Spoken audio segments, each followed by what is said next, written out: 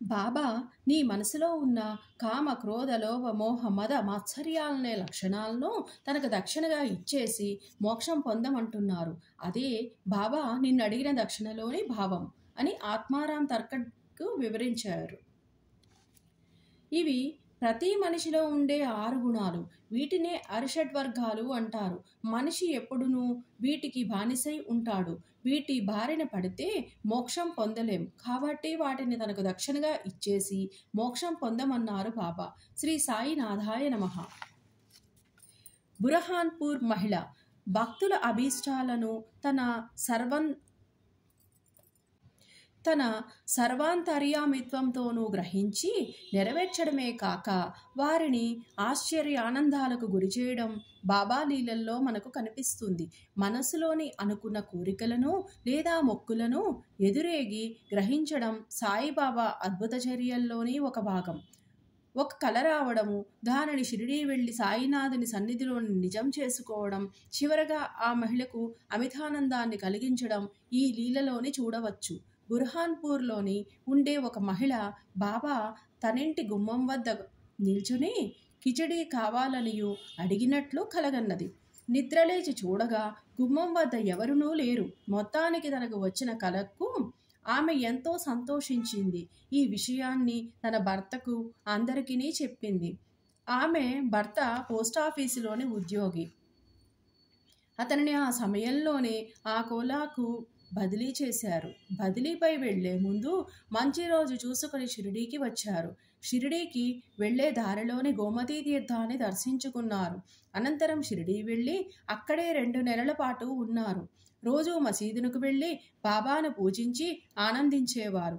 అసలు వారు షిరిడీకి వచ్చింది బాబాకు కిచిడీ ప్రసాదాన్ని నైవేద్యంగా సమర్పించాలని. కానీ ఆ విషయం వారికి షిరిడీ వచ్చిన 14 రోజుల వరకును గుర్తుకు రాలేదు. ఆమెకు వెంటనే విషయం గుర్తుకు వచ్చింది. 15వ రోజును బాబా కోసం కిచిడీ తయారు చేసి మసీదుకు బయలుదేరింది. అప్పటికి మసీదులోని భోజనాల వేళయింది. మసీదులోని బాబా భోజనం చేసే సమయంలోని చిన్న తెరను అడ్డుగా కడతారు. దానిని తొలగించి మసీదులోనికి వెళ్ళటానికి ఎవరికీ అనుమతి లేదు. కానీ బుర్హాన్పూర్ మహిళ మాత్రము ఒక చేతితోని తెరను పైకెత్తి లోపలికి ప్రవేశించింది. సరిగ్గా బాబా కిచిడీ కోసమే కనిపెట్టుకుని ఉన్నట్లు ఆమెకు అనిపించింది. వెంటనే ఆమె బాబాకు కిచిడీని వడ్డించింది. బాబా కూడా ముద్ద మీద ముద్ద కిచిడీ కలుపుకొని తినసాగారు. బాబా ఆతురతను చూచి అందరూ ఆశ్చర్యపోయారు. కొన్నాళ్ల క్రితము తనకు వచ్చిన కల ఈనాటికి ఇప్పుడు నిజమైందనియు బుర్హాన్పూర్ మహిళ గ్రహించి ఆనంద పరవశురాలైంది. శ్రీ సాయినాథాయ నమః. బాయిజాబాయి నానా చోప్దార్ తల్లి తరువాత శ్రీ సాయినాథుడిని సన్నిహితంగా వాస్తవంగా సేవించిన తొలితరం భక్తుల్లో 2వ వారు బాయిజాబాయి. బాబా షిరిడీ వచ్చిన తొలి రోజుల్లోనే శ్రీ సాయిబాబాలోని మహాత్ముడిని చూడగలిగిన పుణ్యాత్మురాలు ఆమె. షిరిడీలోనే ఉండే బాయిజాబాయి బాబా షిరిడీలోని అడుగుపెట్టింది మొదలు చాలా నిశితంగా పరిశీలించేది. బాబా వేప చెట్టు క్రింద ధ్యాన నిమగ్నులై కూర్చుండేవారు. ఎవరితోనూ మాట్లాడేవారు కాదు. పగలు ఎవరితోనూ కలిసేవారు కాదు. రాత్రిళ్ళు భయపడేవారు కాదు. షిరిడీలోని పాడుబడిన మసీదును తన ఆవాసంగా చేసుకుని అక్కడే ఉండేవారు. ఎప్పుడైనా వహ్యాళిగా అటు ఇటు తిరిగేవారు. చాలా అరుదుగా రహతా లేదా నీమ్గాం వెళ్ళేవారు. చిన్న చింకి గోనెగుడ్డ వేసుకొని దానిపైనే కూర్చునేవారు. చాలామంది బాబాను పిచ్చి ఫకీరుగానే భావించేవారు. చాలా కొద్దిమంది మాత్రం ఆ రోజుల్లోనే బాబాలోని పరమేశ్వర స్వరూపాన్ని చూడగలిగారు. అలాంటి వారిలోని బాయిజాబాయి ఒకరు. బాబా షిరిడీలోని 5-6 ఇళ్లల్లో మాత్రమే భిక్ష చేసేవారు. క్రమం తప్పకుండా ఆ ఇళ్లకు వెళ్ళేవారు. అమ్మ రొట్టె ముక్క పెట్టవు అని ఆరుబయట నిల్చుని కేక వేసేవారు. ఆ 5-6 ఇళ్లల్లోని బాయిజాబాయి ఇల్లు ఒకటి. సాధారణంగా గ్రామంలోని భిక్షనెత్తుకొని జీవించే వారిపై ఎవరికీ గౌరవం ఉండదు కదా. షిరిడీవాసులు చాలామంది బాబాను అదే దృష్టితోనే చులకనగాను చూసేవారు. కానీ శ్రీ సాయిబాబా అవేమీ పట్టించుకునేవారు కాదు. అందరూ పిచ్చి ఫకీరుగా భావించే బాబా నిజానికి విశాల హృదయులు, పరమేశ్వర స్వరూపులు, ధనాపేక్ష లేనివారు. బయటకు బాబా చాంచల్యము కల మనిషిగా కనిపించినా లోన స్థిరచిత్తులు. బాబా చర్యలు అంతుపట్టలేనివి. బాయిజాబాయికి మాత్రము బాబాలోని మహాత్ముని దర్శనం అయ్యేది. తనింటికి భిక్షకు వచ్చిన బాబాకు బాయిజాబాయి ఉన్నంతలోనే అన్నాహారాలు పెట్టేది. ప్రేమతో భక్తితో బాబాను ఆరాధించేది. కొన్నాళ్లకు బాబా భిక్ష కోసం వెళ్ళటం తగ్గించారు. నిత్యం షిరిడీలోనే చిట్టడవిలోకి వెళ్ళి కొంత సమయం గడిపి వచ్చేవారు. బాబా ఏ రోజైనా భిక్షకు రాకుంటే బాయిజాబాయి ఆహార పదార్థములను గంపలో సర్దుకొని దానిని తలపై పెట్టుకుని ఆ చిట్టడవిలోనే బాబా బాబా అని పిలుస్తూ ముళ్ళ పొదలను లెక్క చేయక మైళ్ళ కొద్దీ దూరం ప్రయాణించేది. ఆత్మధ్యానంలోని నిమగ్నులై ఉన్న సాయిబాబాను ఎలాగో వెతికి పట్టుకునేది. బాబాకు సాష్టాంగ నమస్కారం చేసి విస్తరి వేసి తాను వడ్డించి తెచ్చిన ఆహార పదార్థములను ఎంతో తృప్తిగా వడ్డించేది. సాయిబాబాకు కొసరి కొసరి తినిపించేది. బాబా పట్ల బాయిజాబాయి చూపిన భక్తి విశ్వాసాలు వెలకట్టలేనివి. శ్రీకృష్ణునికి యశోద ఎలాగో సాయిబాబాకు బాయిజాబాయి అలా అన్నమాట. ఇక వృద్ధురాలైన బాయిజాబాయిని కష్టపెట్టడం ఇష్టం లేక బాబా అడవులకు వెళ్ళటం మానుకున్నారు. రోజు భోజనం వేళకు బాయిజాబాయి ఇంటికి చేరుకునేవారు. ఆమె శ్రీ సాయిబాబా పట్ల మాతృ ప్రేమను చాటుకునేది. బాయిజాబాయి సేవలను కూడా చివరికంటూ గుర్తుంచుకున్నారు. ఎనలేని ఆమె సేవల్ని చివరి వరకును మరవలేదు.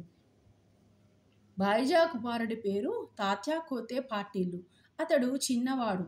బాయిజాబాయి అనంతరము బాబా తల్లి తండ్రి తానై పెంచారు.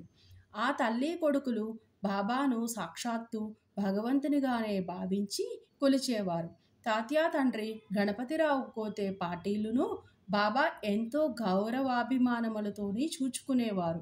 బాయిజా అంత్యకాలంలోని నీ కుమారుడిని నా గుండెల్లో పెట్టుకొని చూసుకుంటానని బాబా ఆమెకు మాటిచ్చారు. చివరకు ఆ మాటను నిలుపుకున్నారు కూడా. బాబా అంత్యకాలంలోనే తాత్యా కూడా జబ్బుపడ్డాడు. అతని ప్రాణాన్ని నిలిపిన బాబా తాను ప్రాణత్యాగం చేశారు. శ్రీ సాయినాథాయ నమః. నువ్వు ముందు ఏదైనా నేర్చుకోవాలంటే మంచి విద్యార్థివి కావాలి. నా బోధనల్ని కంటతా పడితే ఉపయోగం లేదు. ఆచరణ లేని బోధ వంట పట్టదు. నా లీలల్ని చదివి నువ్వు ఆశ్చర్యం చెందాలన్నది నా అభిమతం కాదు. వాటిని చిత్తశుద్ధితో ఆచరించాలన్నదే నా సంకల్పం. అందుకే జీవితాంతం మంచి విద్యార్థిగా ఉండు.